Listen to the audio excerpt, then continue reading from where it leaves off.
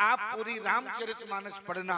अगर राम जी ने अपना हाथ किसी के ऊपर रखा है तो वो 6 पात्र हैं प्यारे। 6 लोगों के ऊपर राम जी ने हाथ रखा है। आप कहे प्रमाण क्या है? पहला पात्र कौन है? सिर पर से ऊपर निज कर गंजा, तुरंत उठाए करुणा पुंजा। कौन पात्र है? राजा मनु। राजा मनु के ऊपर भगवान ने हाथ रखा। दूसरा पात्र कौन है? ध्यान से सुनना।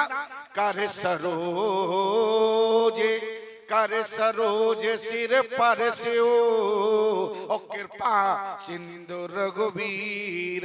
कौन पात्र है? जटायु है। आप कहे तीसरा पात्र कौन है? बोले कर परसा सुग्रीव शरीरा, और तनबा कुल से गई सब पीरा। और चौथा पात्र कौन है? ध्यान देना। सुनत रामवती कोमल बानी, बालशीष पर स्यो निज पानी। वो है बाली। और आगे पात्र कौन है? श्री हनुमान जी महाराज, जिनके ऊपर राम जी ने हाथ रखा। अच्छा एक बात बताओ, छठवां पात्र कौन है? बोले कर सरोज प्रभु, अरे मम सिर धरे ओ दीन दयाल सकल दुख हरे। 6 पात्र है। अगर राम जी ने किसी के ऊपर हाथ रखा तो वो 6 पात्र है प्यारे। पहले है मनु, और दूसरे है जटायु, और तीसरा पात्र है सुग्रीव, और चौथा पात्र है बाली, पांचवें है हनुमान जी महाराज, और छठवां पात्र है कागभूषण जी महाराज। 6 लोगों के ऊपर राम जी ने हाथ रखा। पूरी रामचरितमानस पढ़ना। केवल 6 लोगों के ऊपर राम जी ने हाथ रखा। निवेदन करना चाहते हैं। और हनुमान जी महाराज ने जब पीछे से प्रणाम किया तो राम जी ने क्या किया? 5 पवन तनय सिर नावा, जान काज फिर निकट बुलावा। पर शीस सरोरहो पानी, और कर मुद्रिका दीन जन जानी। देखो हनुमान जी को मुद्री बाद में दिया, पहले हाथ रखा। ध्यान देना, मुद्री बाद में दिया, पहले हाथ रखा। किसी ने कहा एक बात बताओ, मुद्री दे देते, आशीर्वाद तो दूर से भी होता है, लेकिन आपने हाथ क्यों रखा? अरे राम जी ने कहा जो मैं मुद्री दे रहा हूँ वो साधारण नहीं है। राम नाम अंकित अति सुंदर, और राम नाम उनके मुख में रह सकता है जिनके सिर पर भगवान की छात की छाया हो, उन्हीं के मुख में राम नाम रह सकता है, अन्यथा राम नाम मुख में रहने वाला नहीं। क्यों? और आज हनुमान जी महाराज से क्या कहा? ध्यान से सुनना। बोले बहु प्रकार। एक बात बताओ प्यारे, रामादल में इतने बानर है, लेकिन हनुमान जी महाराज को ही क्यों लंका भेजा गया? हनुमान जी महाराज को ही मुद्री क्यों दिया? आप कहेंगे हनुमान जी जाने में सक्षम है। अरे हनुमान जी जाने में सक्षम है, लेकिन ध्यान देना कारण क्या है? क्योंकि हनुमान जी हैं महात्मा, और राम जी ने कहा है हनुमान अगर हमारी विजय चाहते हो तो एक काम करना। बोले क्या? बोले प्रभु आपकी कहीं हार हो सकती है क्या? आपको कोई जीत नहीं सकता है। लेकिन उसी समय हमारे श्री हनुमान जी महाराज ने जैसे ही कहा, देखो मैं एक निवेदन करना चाहता हूँ माताएं, क्योंकि हम कथा कर लें और कथा के बाद हम 10 मिनट का समय देंगे। क्यों महाराज? हाँ, तो बीच में क्या है, कहने में थोड़ा मन जो है, दिमाग जो है बट जाता है ना, तो कथा का जो तार है ना वो टूट जाता है। इसलिए मेरा मतलब है कि कथा तो आप लोगों को देखकर, श्रोताओं को देखकर कथा निकलती है। हम लोग कथा कोई रटकर नहीं आते हैं, आप लोगों की मूर्त को देखकर कथा निकलती है।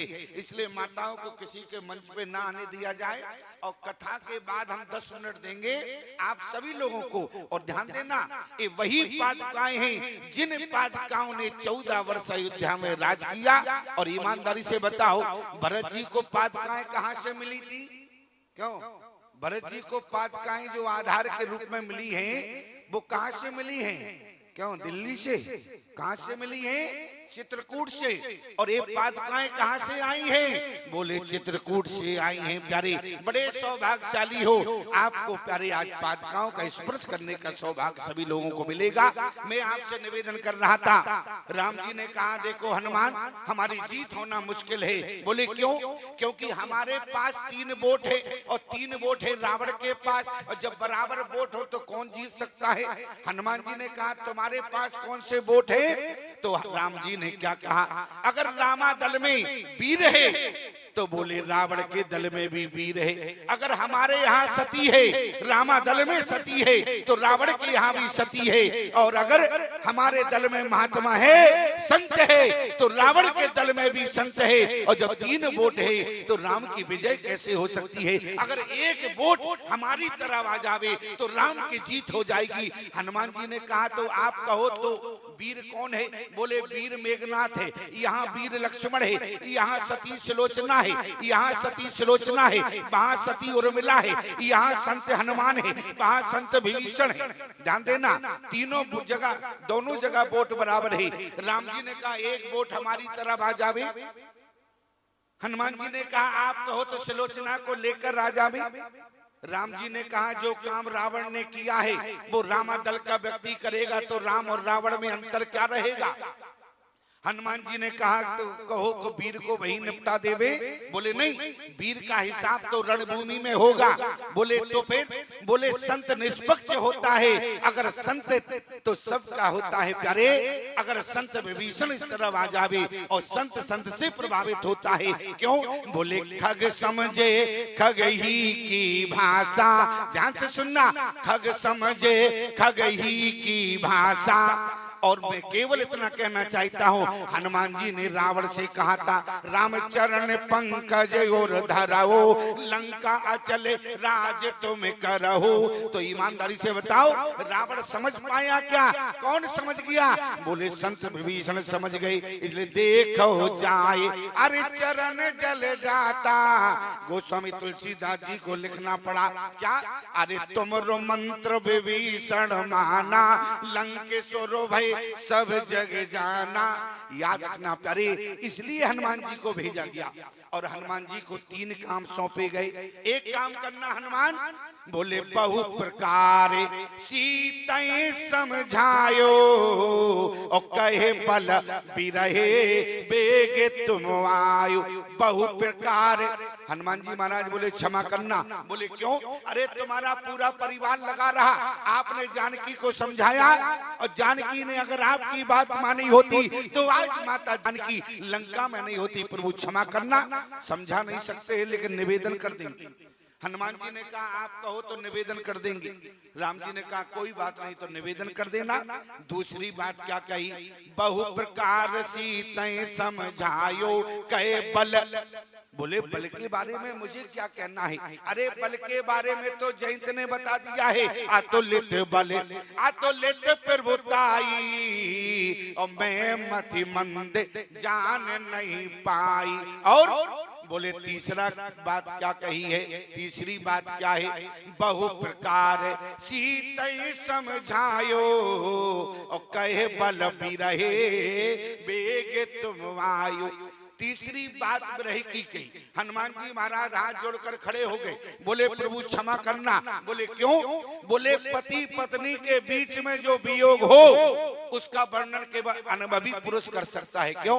हनुमान जी महाराज बोले करी न खेती परे न फंदे। तो अब बताओ पति पत्नी के बीच में जो वियोग है उसका वर्णन एक ब्रह्मचारी कर सकता है क्या? अरे जो अनुभवी पुरुष होगा वही पति पत्नी के बीच का जो वियोग है उसका वर्णन कर सकता है। हनुमान जी ने कहा प्रभु क्षमा करना। राम जी ने कहा कहना पड़ेगा। हनुमान जी महाराज बोले कहना पड़ेगा। क्यों?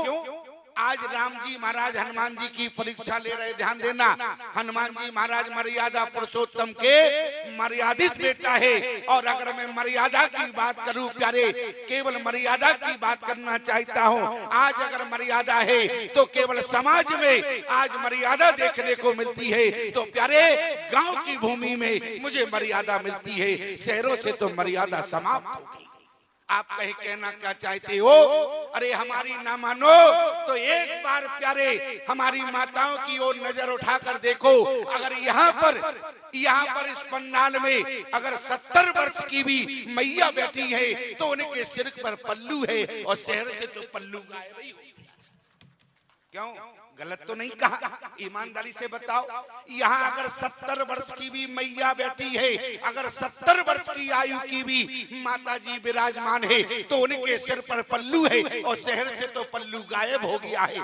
एक बात बताएं प्यारे, देखो जैसे ही हम पल्लू की बात कर रहे थे, हमने कहा देखो माताओं के सिर पर पल्लू है, तो जिनके सिर पर थे वे ठीक हैं, जिनके नहीं थे वो तुरंत सरकाने। ऐसा ना हो बाबा देख ले भाई बवाल खड़ा हो जाए। क्यों? देखो चिंता की बात नहीं है, मैंने निवेदन किया था ज्यादा दूर का हमें नहीं दिखता है, तुम तो केवल शांति से बैठो। लेकिन एक बात बताना चाहते हैं, अगर मर्यादा है तो गांव में है, शहरों से मर्यादा समाप्त हो। एक हमारा शिष्य था, दिल्ली का मामला था, बोले गुरुजी आपको हमारे बेटे के विवाह में आना पड़ेगा। हमने कहा बेटा क्षमा करना, हम शादी विवाह में बहुत कम जाते हैं। बोले क्यों, कारण क्या है? हमने कहा मान लो तुम्हारे बेटे को हमने दूल्हा बना देखा और कहीं हमारा ही मन बिगड़ गया, हमें भी दूल्हा बनना है, तो तुम क्या व्यवस्था कर पाओगे उस समय? और मान लो और कहीं हमारा मन ना बिगड़े, हमारा जलवा देखकर तुम्हारे बेटे का मन बिगड़ जावे, तो क्या व्यवस्था करोगे प्यारे?